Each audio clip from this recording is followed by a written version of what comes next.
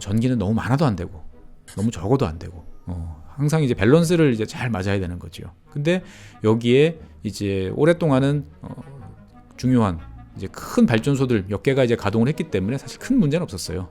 근데 최근 들어서는 태양광이라든지 풍력이라든지 이러한 우리 눈에 보이지 않을 만큼 자잘하게 전력을 생산하는 친구들이 많아지면서 이런 과소의 문제들이 이제 등장하고 있다라는 거죠. 그러면 결국은 망을 관리하는 입장에서 봤을 때는 안전이라는 것들을 신경을 쓸 수밖에 없고, 이 망이 전체적으로 잘 유지되도록 고민을 해야 되는데 이것이 점점 이제 어려워진다라고 이제 이야기를 이제 할 수 있습니다.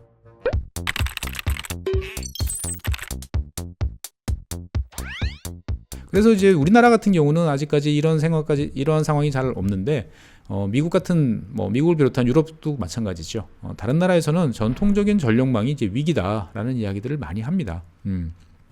그래서 몇 가지 이제 컨셉을, 이제 기본적인 단어들을 좀 익히고 가셔야 되는데요.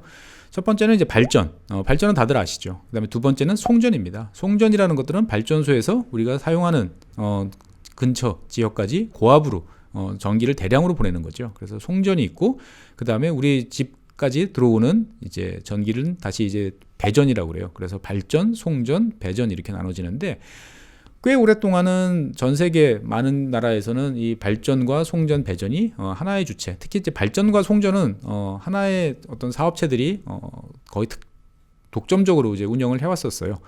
근데 이제 이것이 한 2000년대 들어와서 많은 나라에서 발전과 송전이 이제 분리되고 있습니다. 우리나라도 사실은 지금 분리돼 있어요. 여러분들은 한국전력이 다 한다 이렇게 생각하시는 분들이 많지만 그렇지 않습니다. 한국전력은 실제로 발전 사업을 하지는 않아요. 그럼 한수원은 뭐지? 한수원은 이제 별개의 회사죠. 한국수력원자력. 그리고 이제 화력발전 같은 경우는 남동발전, 서부발전 이런 여러 가지 포스코 이런 이제 민간 발전 회사까지 이제 있으면서 한전은 더 이상 발전을 하지 않아요. 그러면 한국전력인데 걔네들은 뭐 하지? 한국전력은 송전을 담당하는 그런 기관이라고 보시면 되겠습니다. 그래서 이런 발전과 송전이 이제 분리되어 있다 보니까 서로가 커뮤니케이션이 이제 원활하지 않는 이제 그런 상황들이 생기기 시작을 하고요. 특히 이제 미국같이 이제 국토가 넓고 그 다음에 단독주택이 많고 지붕이 많은 지역들 같은 경우는 지붕형 태양광들이 늘어납니다. 그러니까 발전과 관련되는 참여자들이 되게 많아지는 거죠. 여러분들이 조그맣게 태양광을 하고 있으면 발전 사업에 참가를 하고 계시는 거죠. 근데 이에 비해서 과거에는 이제 괴물처럼 큼지막하게 있던 화력발전소, 원자력발전소 이런 것들이 이제 점점 문을 닫습니다. 우리나라는 아직 이런 시기가 도래하진 않았지만 미국 같은 경우는 1950년대, 60년대 지어졌던 큰 석탄, 가스, 석유 이런 발전소들이 계속 문을 닫고 있어요. 그래서 한쪽에서는 이렇게 큰 게 이를테면 100이라는 용량을 차지하던 친구들이 이제 퇴장하게 되면 과거에는 그거와 비슷한 아니면 그거보다 더 큰 발전소들이 등장을 하게 됐는데 이제는 그렇지 않은 거죠. 큰 놈이 퇴장을 하게 되면 작은 친구들이 이제 그것을 메꾸는 이제 이러한 상황이 되고 있는 거죠. 여기에 더해가지고 최근에 전력 시장은 이제 요금이 이론적으로는 아직 이론적이긴 하지만 실시간으로 막 변동을 하는 이제 이러한 체계로 바뀌고 있고요. 근데 이렇게 그 실시간으로 요금이 바뀌면 그대로 놔둬야 되는데 또 규제기관들은 들어가서 요금을 함부로 올리지 못하도록 또 관리를 하고 있는 거죠. 그러다 보니까 예전에는 되게 전력을 생산해서 보내서 소비한다. 아주 단순한 구조였는데 지금은 이 전기의 시대를 맞이하는 2021년 초기에 이제 초입에 이제 전력 시장은 전기와 관련되는 상황은 상당히 복잡다단해지고 있다. 그래서 여기에는 이제 재생에너지가 계속적으로 이제 위협을 주고 있다라는 정도로 이제 이해를 하시면 되겠어요. 그래서 많은 분들이 이제 태양광 이런 걸 설치를 하면 전기 요금이 줄어들어요라고 이제 생각을 하시게 되는데 맞습니다. 나는 전기를 내가 태양광 만들어서 소비를 한 다음에 남는 게 있으면 다시 팔고 만약 모자르면 그 기존 전력을 내가 사면 되지라고 생각을 하시게 돼요. 맞아요. 되게 좋아요. 이런 면에서 봤을 때 보면 특히 단독주택에 계시는 분들은 이런 식으로 하면 여름철에 에어컨을 팡팡 틀어도 거의 전력 요금 부담 없이 사용할 수 있으니까 좋기는 한데 이게 또 한편으로 보면은 대규모 전력망의 붕괴를 가져올 수 있는 리스크도 있다라는 점들을 미리 말씀을 드려놓습니다. 그래서 여기와 관련된 사항들은 이제 뒤에서 다시 말씀을 드리겠죠. 그래서 여러 가지 이야기들을 이제 쭉 늘어났는데 실제로 그러면은 우리가 사용하고 있는 이 전력망 체계는 도대체 어디서부터 왔나? 역사에 대해서 한번 우리는 이야기를 해보도록 하겠습니다. 그래서 전력망은 어떻게 지금의 모습을 갖추게 됐나라고 생각을 하면 전혀 뜻밖의 이제 친구들을 우리는 19세기에서 만나게 됩니다. 화면에 보시면 고래입니다. 고래.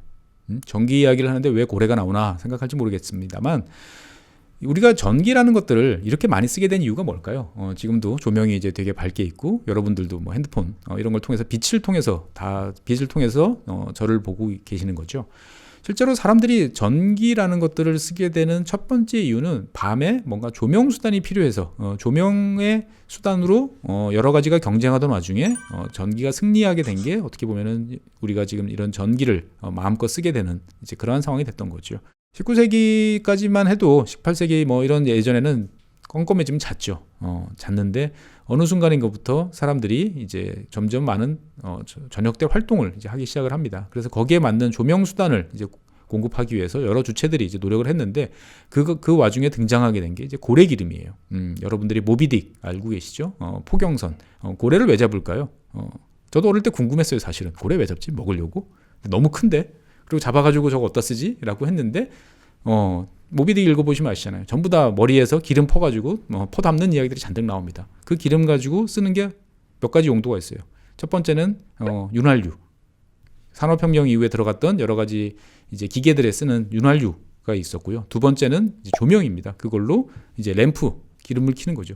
지금 생각해보면 야 그게 고래가 얼마나 많길래 그걸 가능할까라고 했지만 가능했어요. 그래서 미국이라든지 유럽 같은 경우는 19세기에 이런 고래 기름으로 만든 램프를 많이 사용을 했죠. 당연히 냄새가 납니다. 하지만 뭐 전 세계적으로 이제 그 포경선들이 이제 나가서 고래를 많이 잡아오면서 또 고래 머리에는 또 큰 이런 기름이 들어있는 창고 같은 이제 공간이 있기 때문에 여기서 만든 기름을 가지고 전 세계의 많은 가정들이 이제 불을 밝히고 이제 살 수 있었던 거죠. 사람들이 저녁에 어떤 불 끄면 밤에 이제 껌껌해지면 자는 게 아니고 뭔가 불을 켜고 활동을 할 수 있는 그러한 상황이 되기 시작을 했습니다. 그래서 이런 고래기름 뭐로 만든 램프가 이제 있는가 하면 그 다음에 또 등장했던 것들은 석유입니다. 석유. 우리가 보통 석유 중에서 우리가 뭐 경유도 있고 등유도 있고 그러는데 우리가 등유라고 그러죠. 등유는 사실 왜 나왔을까요? 그 이름 자체가 등이에요. 불을 켜는 기름이라는 거죠. 근데 이제 그게 그 땅속에서 나온 돌에서 나온 기름이라는 게 이제 석유인 거죠. 그래서 우리가 잘 알고 있는 세계 최고의 이제 재벌 중에 한 명이었던 이제 록펠러 같은 이런 사람도 만들었던 것이 스탠다드 오일인데 스탠다드 오일 같은 경우도 시작은 뭐 자동차 기름도 아니고 배에 쓰는 기름도 아니고 집에서 쓸 수 있는 등유였던 거죠. 그래서 이러한 등유를 가지고 깡통에 넣어서 팔았던 게 스탠다드 오일이고 이걸 통해서 전 세계적인 어떠한 글로벌 기업으로 성장을 이제 해왔다고 이제 보시면 되겠습니다. 그래서 이러한 이제 전통적인 어떠한 그런 요소와 더불어서 새롭게 등장한 어떤 전기라는 놈을 가지고 우리가 불을 전력을 등을 만들 수 있지 않겠느냐, 조명을 만들 수 있지 않겠느냐라는 노력들이 이제 19세기 때부터 이제 등장을 하기 시작을 했습니다. 그래서 여러 가지 많은 시도들이 있었고 그것들이 19세기 말 20세기를 거치면서 이제 기존의 석유라든지 고래기름 이런 거를 제끼고 이제 전기가 조명의 어떤 주단 수단으로 등장을 하면서 전기는 우리한테 가장 익숙한 이제 그러한 수단이 됐던 거죠. 그래서 전기의 시대가 왔다라고 보시면 되는데 사실 전기를 가지고 어떻게 불을 켤 수 있을 것인가, 조명을 할 수 있을 것인가는 다양한 방법들이 많이 논의가 됐었습니다. 그래서 결국 살아남은 것들이 우리가 보고 있는 이런 형광등 그리고 최근에는 이제 LED까지 이제 등장을 하게 되는 거죠.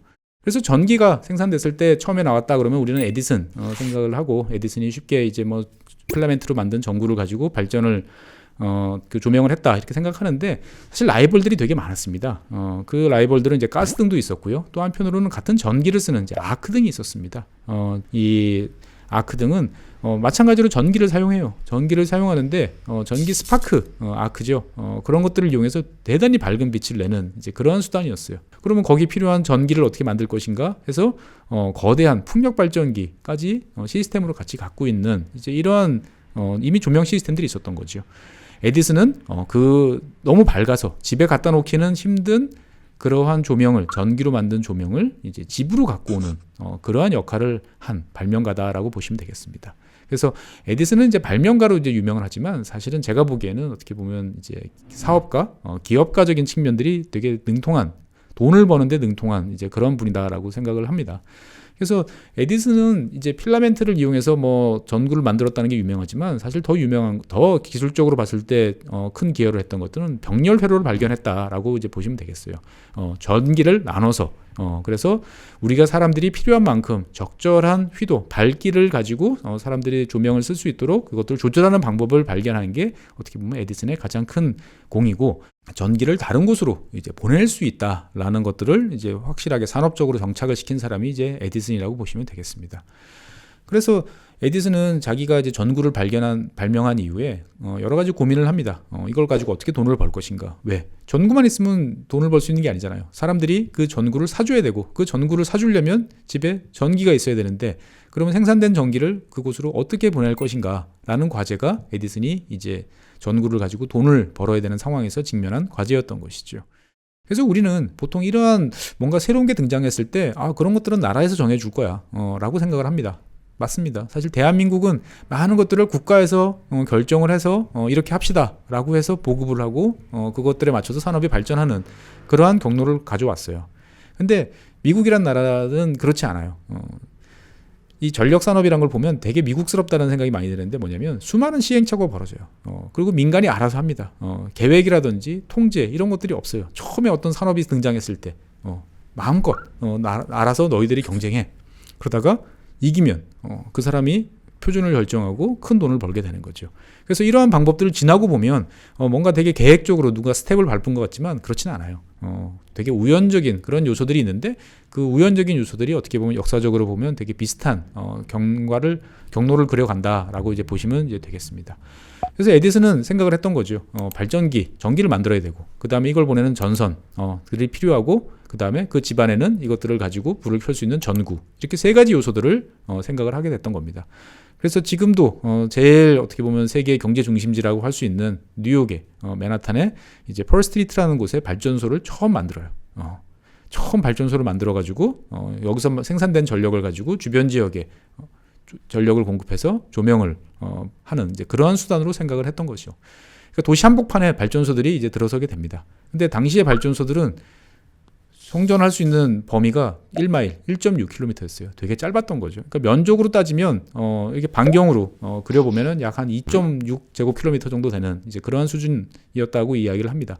그래서 에디슨이 생각했던 전력 시스템은 이러한 발전소들이 한 2km, 한 1몇 km마다 하나씩 들어서 있는, 그리고 그 주변 지역을 묶어내는 이러한 시스템으로 전기를 보급하고 조명을 보급하는 이제 이러한 상황을 생각했던 거죠. 사실 이런 모습을 보면 저는 애플이 떠올라요. 애플은 되게 이제 어떻게 보면 폐쇄적인 생태계라고 하는데, 에디슨은 이 필요한 세트를 다 하나에 자기의 어떻게 보면 패키지로 묶어 팔았던 거죠. 발전기, 스위치, 전선 이런 것들을 다 하나로 묶어가지고 에디슨 표를 사면 여러분들이 다 이용을 할 수 있습니다라는 이야기를 이제 했던 거죠. 일종의 이제 키트를 만들어서 팔았던 이제 그런 것들이고요.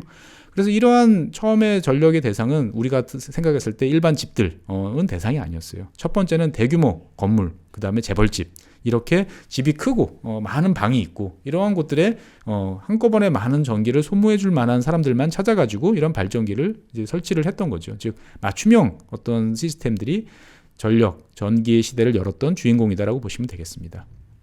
그래서 이러한 과정에서 이제 등장했던 유명한 사람이 이제 테슬라라는 사람이죠. 여러분들 잘 아시는 것처럼 에디슨이 만들었던 발전기는 1.6km밖에 못 간다. 이유가 뭐냐? 에디슨은 이제 직류를 선택을 했던 거죠. 직류를 선택을 했기 때문에 안전하고 좋긴 하지만 전력을 멀리 보낼 수는 없었던 데 비해서 테슬라라는 이제 이 아저씨는 멀리 보낼 수 있는 전압을 높일 수도 있고 자유롭게 높일 수도 있고 낮출 수도 있고 자유롭게 이제 움직일 수 있는 이러한 교류라는 전기를 이제 파장을 만들어서 멀리 보내는 그러한 방법을 이제 개발을 했던 거죠. 여러분들이 이제 작년인가요? 재작년인가요? 영화도 나왔었죠. 이제 커런트 워라고 그래가지고 이 두 사람의 이제 어떤 갈등, 다툼을 다룬 영화도 있었는데, 결과적으로 보면 에디슨은 이제 이 전쟁에서 이제 패배를 하는 거죠. 전기를 멀리 보내서 한 곳에서 생산해서 전기를 멀리 보내면 더 효율적으로 사용할 수 있다라는 것들은 분명히 했기 때문에 약간 더 위험하고 불편한 여러 가지 면들이 있지만 기술적으로 테슬라가 이제 승리를 이제 하게 됩니다. 그래서 테슬라의 어떤 등장과 승리를 통해 가지고 이제 교류가 등장을 했고, 그 다음에 대규모 어떤 전력망이라는 것들이 이제 만들어지게 된 그러한 시기를 우리는 이제 살게 된 것입니다. 그래서 전기라는 것들은 이제 이러한 과정을 통해서 이제 등장을 이제 하게 됐던 거죠. 그래서 뭐 19세기까지 거슬러 올라가는 이제 전기의 역사를 보고 있으면 사실 저는 다른 많은 산업들하고도 비슷한 결과를 이제 걷는 것 같아요. 왜냐하면 처음에 자유롭게 여러 가지 개념이 등장하다가 이것들이 점점 독점화되는 이제 그러한 과정을 거쳐서 진행을 하게 되는데 에너지도 똑같은 그리고 전력도 같은 길을 걷는다라고 보시면 되겠습니다. 그래서 일단 오늘은 미래의 시대가 이제 전기의 시대다. 그다음에 그 전기의 시대가 어떻게 시작이 됐는지 아주 초창기에 이야기를 이제 했고요. 다음 시간에는 이제 본격적으로 이제 우리가 사용하는 이러한 전기의 시대가 어떻게 구체화되는지에 대해서 이야기를 이어나가도록 하겠습니다. 네, 오늘은 여기까지 하겠습니다. 감사합니다.